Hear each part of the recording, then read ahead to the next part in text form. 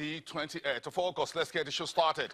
I am Bosi Emefiele. This is your Business Morning live from Channels Television, Nigeria's news leader. President Buhari yesterday delivered his first speech on duties and responsibilities to the incoming ministers as they start their two-day retreat, or training as it were, the country's capital, Abuja. What are the highlights of what Mr. President said? To try to break it down, everyone to understand Mr. President's speech. In summary, Mr. President told the ministers designate that Nigeria needs top managers to handle the country's numerous challenges, and told them to prepare to work long hours and prepare to live laborious days. Quote there, Mr. President says the minister should be prepared to live laborious days over the next 4 years.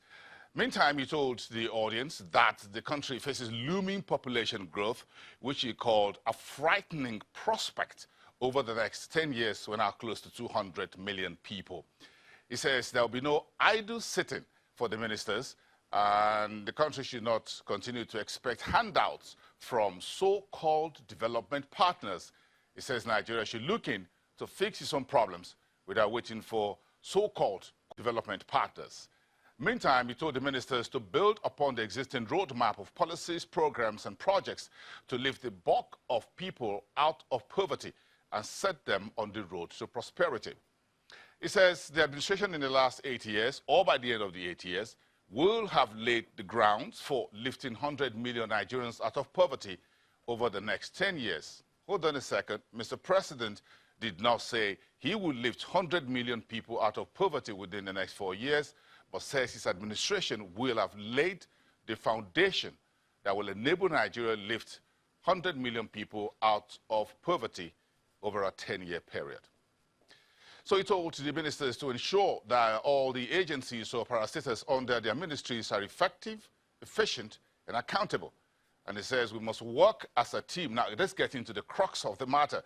He says despite the ministers being nominated through their various state governments and whatever, he says it is vital for all of them to work together and work as Nigerians. Mr. President says, quote, working as a team demands that we know what the next person is doing. Hold on a second. Nobody's working in silos. Your left hand must know what the right hand is doing. So he told the ministers, you must open communications with your colleagues. And we spoke about this here on Business Morning for most of last week, the lack of cohesion, collaboration among ministries and agencies, a big problem for Nigeria. He says, Mr. President says, lack of communication leads to lack of cooperation and suboptimal performance. End of quote. Let's talk about one big problem the country faces as we watch the economy.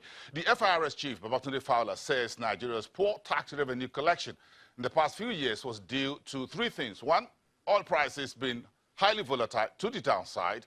Then there's been lower production at the home front. Number three, economic recession.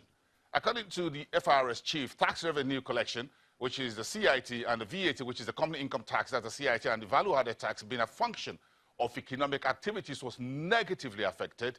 But he says actual collection was still higher in 2016 to 2018 than in 2012 to 2014, when Nigeria's GDP was much higher than since 2015 to date.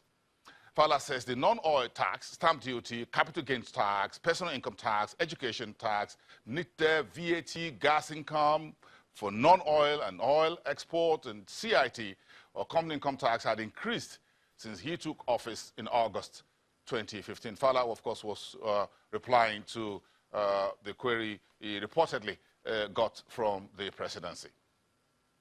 And this is one good news in Nigeria's downstream sector. The country's Content Development and Monitoring Board says the agency is providing equity investment toward the setting up of 2 new modular refineries.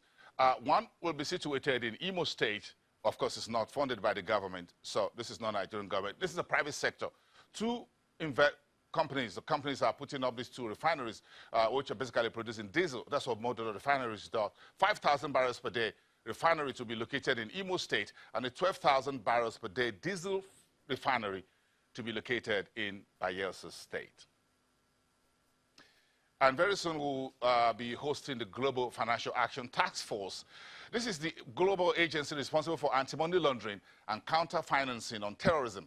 They'll be visiting Nigerian banks and Bureau de Change operations to check on their compliance levels with money laundering and anti-terrorism financing.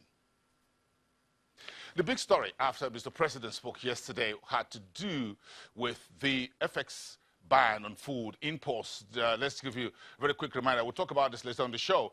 What Godwin Emefiele, the central bank chief, had to say on Mr. President's position last Tuesday. Take a listen.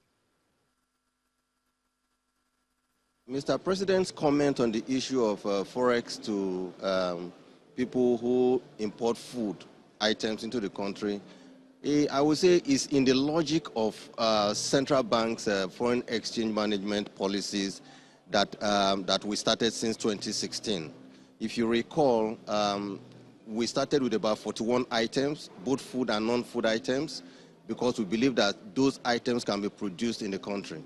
As we stand today, there are about 43 items on that list, and I would say substantially most of them are food items. Basically, the issue is that we're saying that if we have an item or a food product that can be produced in the country, why should we I use the word waste scarce foreign exchange to be importing those items in the country when those can be produced in the country? The issue here is that it's important for me to say that the attempt to misrepresent the comments of Mr. President is very unfair and unfortunate. But what we will say from the Central Bank of Nigeria is that this president has made this speech or made this comment purely to strengthen the position of the Central Bank of Nigeria. To say, yes, he believes in what the Central Bank of Nigeria has been doing since 2016, and that there is a need for us to reinforce that going forward. And I will say that, to be honest, we would aggressively go more into the list of items that are being imported into the country and that we think can be produced in Nigeria. And we would, and I would like to stress that we would ensure that more of these items get onto the list of items that are going to be restricted from accessing foreign exchange in the Nigerian banking industry, not just from central bank source. Because I had heard some comments that maybe it's about CBN source. It's not CBN source. We're saying you will not be able to access foreign exchange from the Nigerian banking industry because it is important for us to produce these items in Nigeria, and we'll follow through on them. That's a comment on this. There will never be an amendment because, my sister, the issue is this, that why should we be exporting jobs to another country? Today, we are complaining that there is a high rate of unemployment, leading to some extent, the level of insecurity in the country. Why should we allow people to import food that can be produced in the country? We need to improve the wealth in our rural communities, and I'm saying we will not change course. We will even be more aggressive on this program.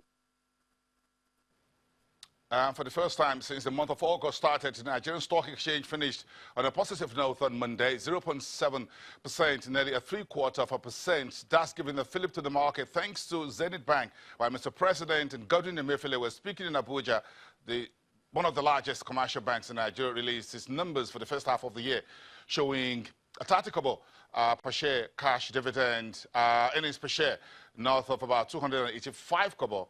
The bank posting about 8.7% in net profit growth. That's a good one there for Zenith Bank, lifting the banking sector about 1.34%, the only stellar performance we saw across the market, the equities market. Temple Shaju is our correspondent, is in our studios at the Stock Exchange. Temple, good morning. Take us through the market numbers all the way down to fixed income, where yields are now looking like the double-digit yield curve is back on the Treasury market.